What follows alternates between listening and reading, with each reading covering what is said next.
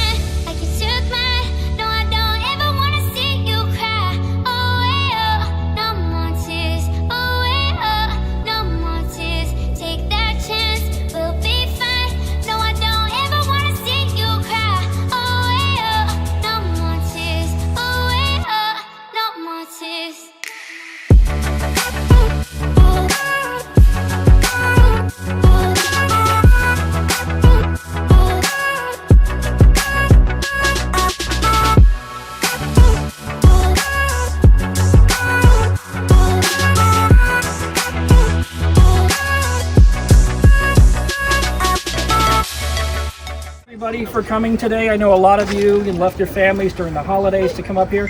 A lot of you drove great distances, and I really appreciate that. I want to introduce a few people who are very important.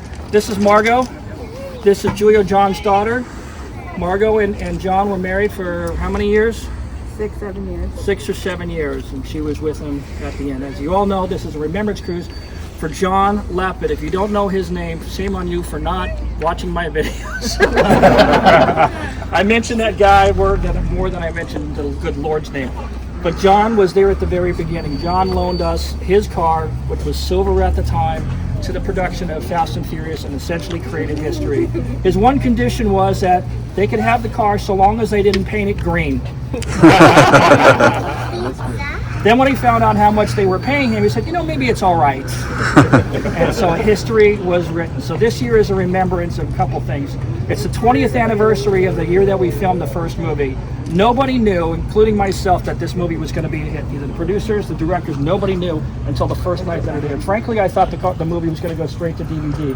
But after around 2015, it became clear that it had become a cult classic with a whole new generation of people. And all you new friends I've met through social media, it means so much to keep the image alive. The creation of John Lapid, now 20 years on, is global. I've been to different countries. We've all seen Instagram, all the different cars, all the different people who have made replicas of this car. He influenced a whole generation of people, millions and millions and millions of people. And for that, we have to give our homage to our good friend John, who passed away. What was the actual date? October 1st. October 1st, so it was just recently. But he was surrounded by family at the end, and I was so fortunate.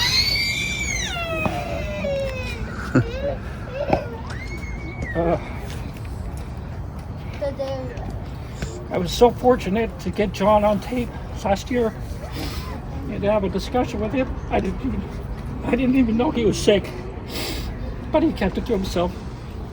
But he agreed to come out a long ways to come see me and sit in my place and have a nice interview with me, and I never forgot that. I remember the enthusiasm we had for the project the first time we sat in a movie theater and watched the movie on the screen, and when we walked out, he said something to me to the effect of, I can't believe that my car is going to be the star of a movie. And I said to him, your car isn't, my car is.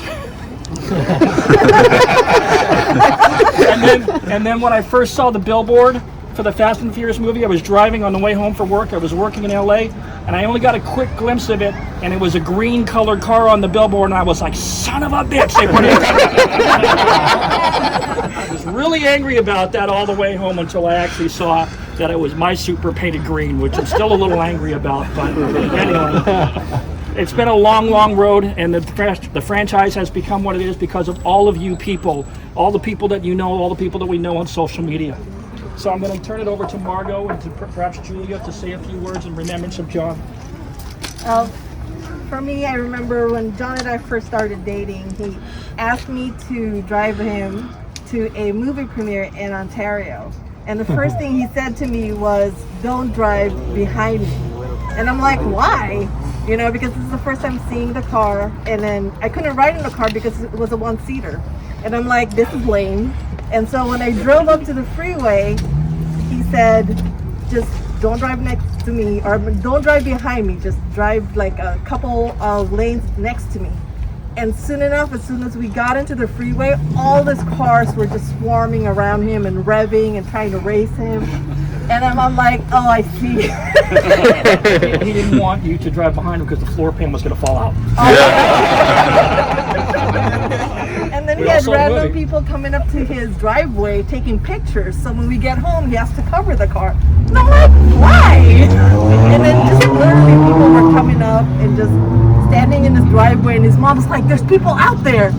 And I'm like, oh, okay. I never heard of the movie before until I watched it, and I loved it, and I watched every single movie then on.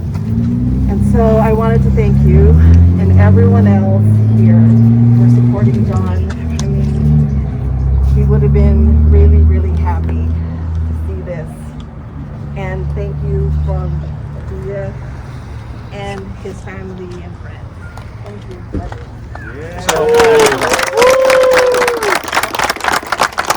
Other thanks are due here. A lot of people drove a long way. Shahar, who's always been very cooperative to help put all of this together. All of the stories are due because of Shahar.